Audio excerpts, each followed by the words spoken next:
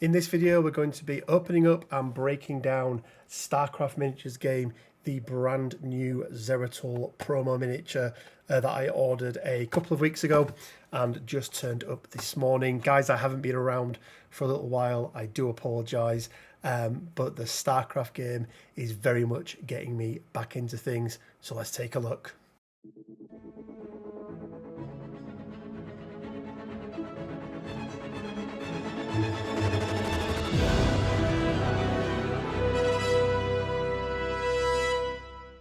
So before we jump into this, let's sort of address the elephant in the room. Yes, this is my first video in about 6 months or so. Where have I been? What have I been doing? I've been working. I've been working a lot. I haven't been enjoying playing Star Wars Shatterpoint and Marvel Crisis Protocol. Now that's just me personally. But I didn't feel like I could continue making videos on something that I wasn't enjoying myself. It felt a little bit disingenuous. I did start to play Shatterpoint again and did enjoy it for a few months, and then I did go to an MCP event, and again I did enjoy the event, but actually what I realised was I didn't enjoy the game. I enjoyed the social side of it, and actually just getting to meet up with people that I've known for a long time, meet with some people who I haven't known, and it's, you know, still a great community for Marvel Crisis Protocol and Star Wars Shatterpoint. But, you know, I looked at it like I wasn't enjoying the game. So because of that, I didn't make any videos. But as I say, I saw the StarCraft announcement and the model itself. I won't show you it yet because that's a little further on in the video, but Archon Studios are doing some really interesting things at the moment, and the way that they are differentiating themselves from other miniature games providers is, first of all, the quality of the miniatures. These miniatures are, I'm going to say it, this Zeratul that I've built, spoiler alert, I've already built it, but it is one of the best models that I've ever built, or maybe is the best model that I've ever built in terms of quality of the model. But we'll leave it there. We'll talk a little bit more about Archon at the other end of the video. Let's jump over to the other camera. Let's do the breakdown. Let's show you what we get in the box. And yeah, I'll see you on the other side. Okay, so let's open this up and take a look at what we have inside. As you can see, haven't opened this up yet, but it is something I am very excited about. Okay, just a plain piece of like photo card, which is very strange, but here we go. This is the Protoss, so the Zeratul Protoss. Oh, they actually put two of these in. This is quite neat. I think they put these in to protect the box, maybe, because there was one up and one down. But yeah, there we go. So as you can see there, it tells us, in fact, let's take this cellophane off because we should hopefully get a little bit less glare, and there we go. So we can see it is an promo miniature online and trade show exclusive. We've got Archon Studios there. We've got the Blizzard logo. It's a long time since I've purchased anything that has the Blizzard logo on it. And then if we scoot it over, so it looks like they're going down the route of online manuals. I am absolutely fine with that. I hate waste in these boxes. So models with customized options and clear plastic parts included. Now I'm really interested in the clear plastic parts because I believe these are going to be a very different type of clear plastic that allows us to just use standard sort of traditional polycement, so traditional plastic glue. So the base is 40mm. Okay, so we're sort of talking Shatterpoint scale, I believe. But yep, so nothing else in there. Okay, so they have gone with a manual as well. I'm going to keep that box. I do like that box. So they have gone with a manual as well. Let's have a look at this first of all. Okay, so whilst they do have a QR code for online instructions, they have indeed included some build options here as well. So what it looks like we're going to get is a clear version, as I said, and a normal version. But because as we know Zeratul from the game, he's a bit like, and actually after just coming out of watching Predator Badlands, he's a little bit like a Predator, right? So he's a bit of an assassin. He's got the cloak as well, or the invisibility cloak. I can never remember the name of it. But this plastic feels very, very different. Now, it looks like we potentially have enough to build 2 models, but the base components, which are going to be this base here, and then I think this part of the Zerg, I nearly called it a Tyrannid then, this part of the Zerg arm does look like, the Zerg head looks like it's going to be part of the base as well. The quality of this plastic is very, very good. It's quite a hard plastic, and if I feel both of these, there's no difference. So why I'm excited about this is, and in particular this clear plastic, normally when we get clear plastics, they generally need super glue to be able to glue them together. These apparently will work with just normal glue, which I'm hoping means that we don't get, sometimes you'll get this like weird frosting on there when you use super glue. So I'm really hoping that is not the case. We unfortunately don't get any instructions in terms of his stats or anything like that. I'm hoping he's going to be, he must be a playable character in the game. I also hope that, they give other people the chance to purchase at least a version of Zeratul, maybe not this version, because I think, if you're paying the extra to get it early, and you go to the trade shows or something like that, you should get something for it. But yeah, so far guys, really impressed. I'm going to go away, I'm going to build up both models. I'm just looking for the mold lines on here, and it doesn't look like there's much in the way of mold lines at all. So if I just snip this part off here, or if there are mold lines, they've hidden them very, very well indeed. So if we just sort of inspect this, very, very clean. Very, very clean plastics. Obviously these parts here are where I've just snipped it off, so I'll sort of file them down. But yeah, I'm going to go away, guys. I'm going to finish, or I'll build this up. I'll come back. I'll show you the hopefully 2 models complete, and then I'll give you my final thoughts on this particular model. Okay, guys. So here we go. This is the model fully built, and I have to say, it was an absolute delight to build. The quality of the plastic, I cannot reiterate this enough, that the quality of the plastic on these models is phenomenal. Now, what I haven't done yet is gone through and built the clear model. However, you should be able to see just here, so the blade that he has actually utilizes one of those clear pieces, and I did check, and they did very kindly give you 2. So they did very kindly give you 2 of those pieces. And the more I was thinking about it and putting this together, I was like, should I have part built this? Should I have had his cape, so his cape was clear and kept it clear, and then painted him first and then put his cape on? But hey ho, we've done what we've done.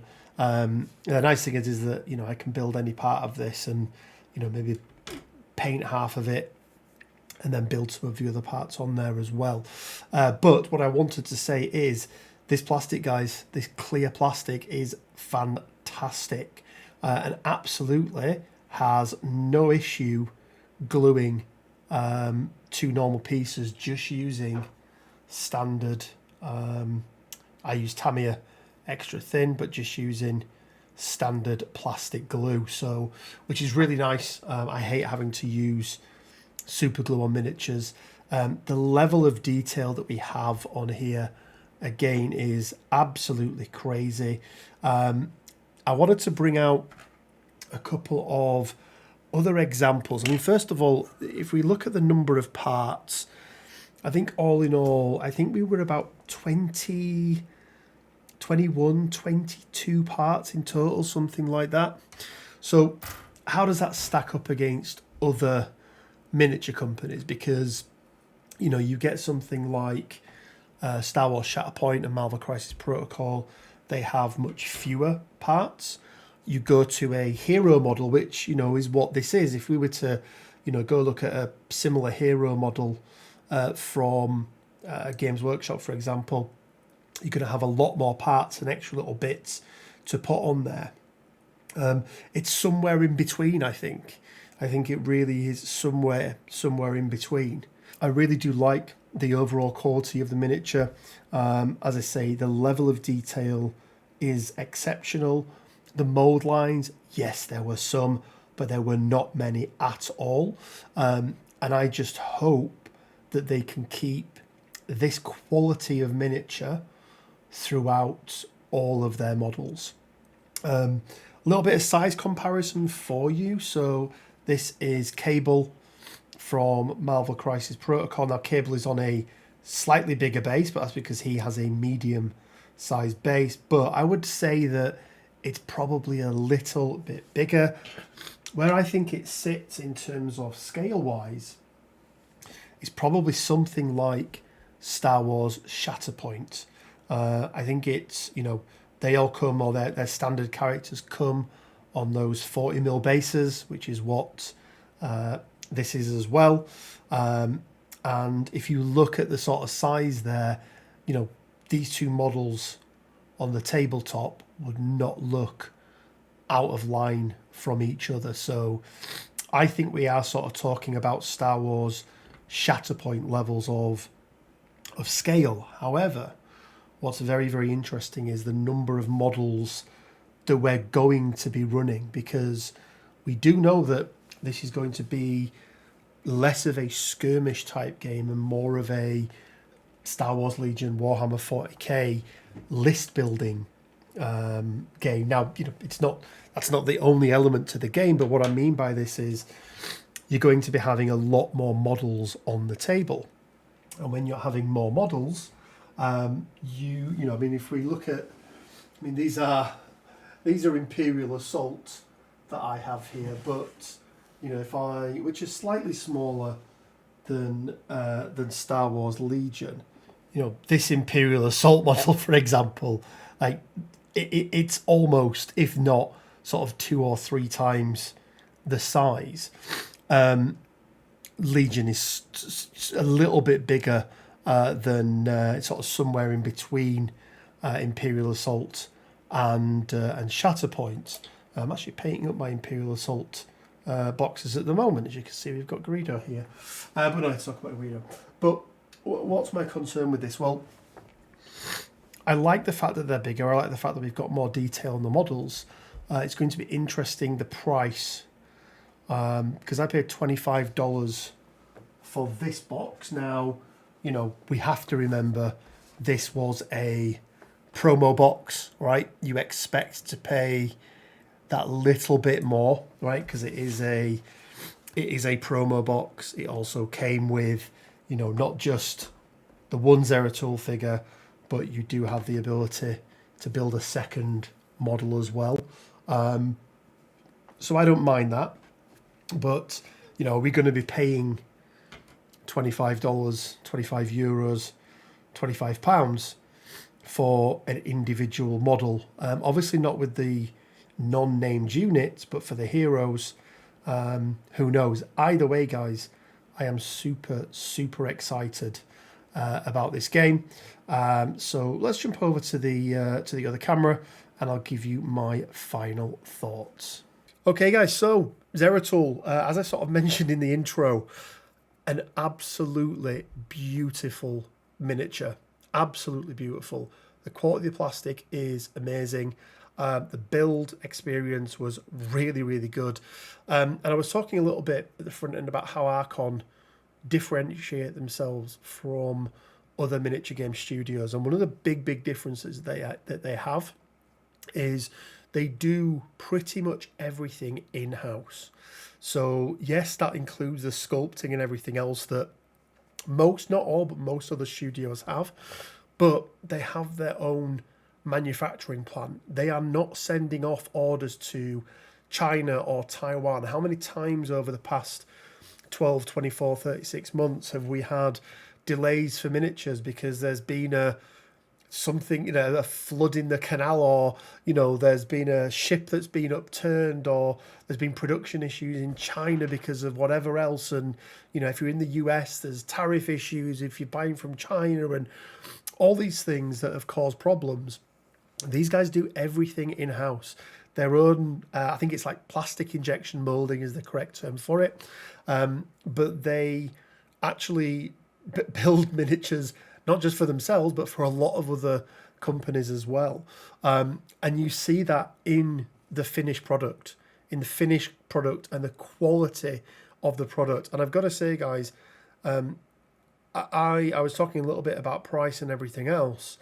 Having, now knowing what I know about the company, I would happily pay a premium. I would happily pay an extra 10% on top of what the equivalent of this is from somebody else, knowing that they're doing things in-house, knowing that they're not sending things off to China or other countries where they are, using cheaper labor and potentially cheaper products and cheaper components and everything else. They're based in Poland, and for anyone that knows their StarCraft lore, the Archon was a heavy sort of assault unit that were part of Protoss. So it's ingrained within their DNA, and I'm really excited about what we're going to get from this game, what to expect from it.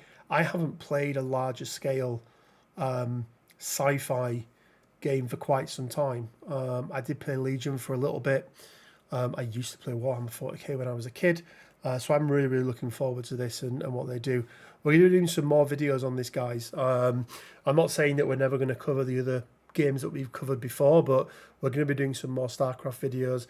I'm going to be doing a breakdown next week around everything that we know so far. That's taking a whole bunch of data from Essen, images from Essen and people that have done playthroughs of it, through to the AMAs that they've put out there as well. So if you are interested in the StarCraft game, if you want to know more about it, make sure you do the usual stuff. If you could like the video, it'd be great. I appreciate it. It's my first video in quite some time. And guys, as we like to do on this channel, and it's been a little while, but I think we can do it. If you want to win yourselves one of the StarCraft starter boxes, whatever form they come in. Now, I believe at the moment there's going to be the 2-player starter box, which is going to be Terran and Zerg, and then there's going to be a separate Protoss box. If you want to win yourselves one of those, it's really simple, really straightforward. Over this series of videos that we do on StarCraft between now and when they're released, and we'll do it beforehand, so you know beforehand what whether you need to go and buy your own or not. You need to do two things. You need to make sure you're subscribed to the channel, and then you need to leave a comment. Now, for this video, the question I'm going to ask is, this is Zeratul. He was one of my favourite characters. I remember going and playing those solo missions in StarCraft as Zeratul. But let me know down in the comment section below what your favourite character was from any of the StarCraft mythology, whether it's 1, whether it's 2, whether it's one of the expansions. I think we had I can never remember the name of the expansion. What was the name of it? The Brood War. There we go. StarCraft Brood War was the expansion, or one of the expansions. Let me know in the comment section below. What we'll then do is, over this series of videos, I'm going to pick a video at random, and then I'm going to pick a comment at random. And as long as you are subscribed and you've left a comment, you're in with a chance. No matter where you are in the world, we will sort that pre-order out for you. Work out the best way to do it, right? I'll order it, or you PayPal you the money, however we do it. But if you want to be in with a chance to win a StarCraft starter box, leave the comment down in the comment section below. Who was your favourite character from StarCraft? And if you don't have one, go and look it up and you can still win. Guys, we're going to leave it there. Thank you so much for your time. Really, really appreciated. As is said in StarCraft, it's about damn time, and I'm looking forward to making some more videos for a game that I'm really, really excited about.